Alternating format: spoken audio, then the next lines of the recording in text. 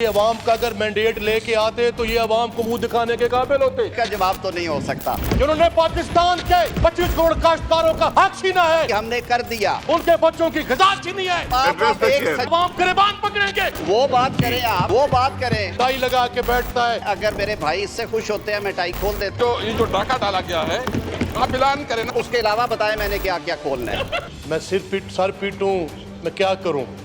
काश्तकार का कोई पुरसाने हाल नहीं है। हुकूमत जो है वो लंबी तान के सोई हुई है। ये मैं समझता हूँ इनको कोई होश हवास भी नहीं है इनका। मैं समझता हूँ कि ये अवाम का अगर मैंडेट लेके आते तो ये अवाम को मुंह दिखाने के काबिल होते। ये अवाम को मुंह दिखाने के काबिल नहीं है। खुदा की कसम सर, मैं अभी सीधा गांव से आ रहा हूँ।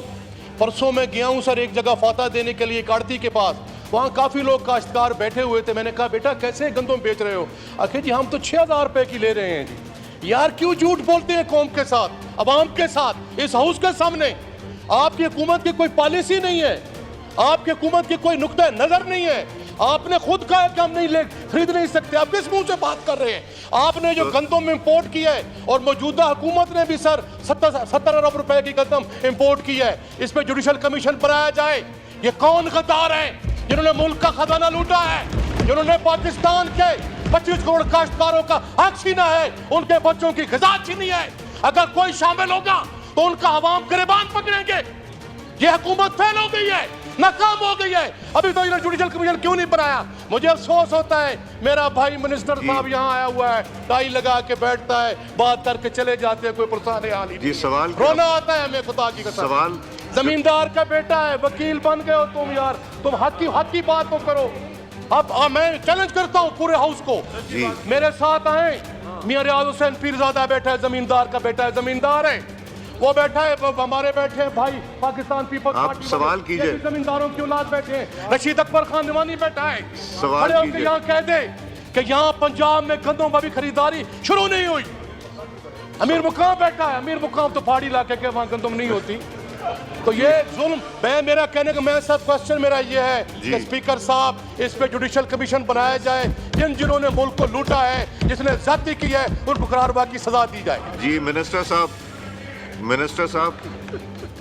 सर मेरे पास कोई ऐसा जादू नहीं कि मैं तकरीर का जवाब दूं, फिर मुझे 1.5 घंटे की तकरीर करनी पड़ेगी और मुझे भी डेस्क बजवाना पड़ेगा। अच्छा, काश वो सवाल करते मैं उसका जवाब देता। सर तकरीर का जवाब तो नहीं हो सकता।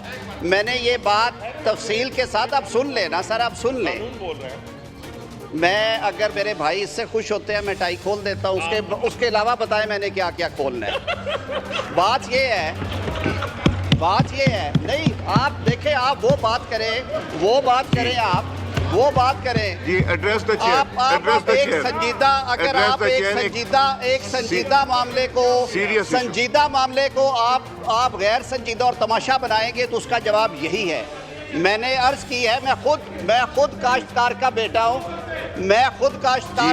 हूँ। मेरे से ज्यादा नहीं पता, आपको भी उतना ही पता है जितना मुझे पता है। मैंने अर्ज किया है कि जो वफाकी हुकूमत ने मस्ती खेल साहब 40% इजाफा कर सकती थी, हमने कर दिया।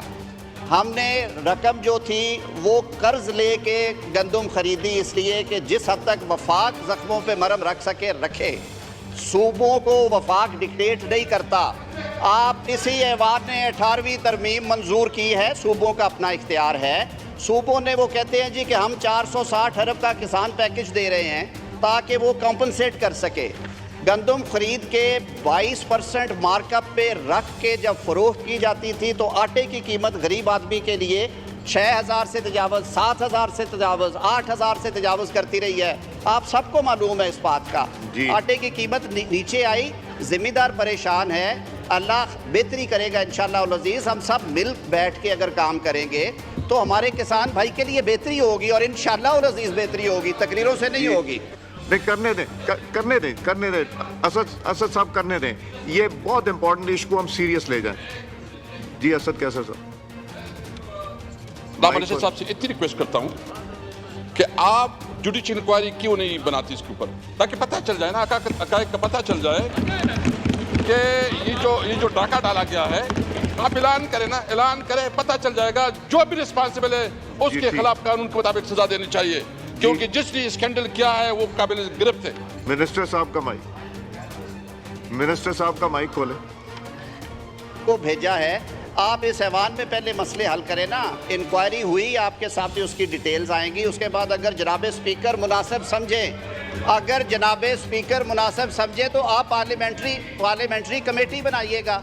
आप अपने आप को अगर खुद हम बेतौकीर करेंगे और हर चीज़ में अपनी दाढ़ी किसी के हाथ में दे के कहेंगे कि जी वो कर दे, उनका वो काम नहीं है। आइन ने ये काम आपको सौंपा है, हुकूमत को, एग्जेक्टिव को सौंपा है, पार्लियामान को सौंपा है। अपने इख्तियार की कदर कीजिए।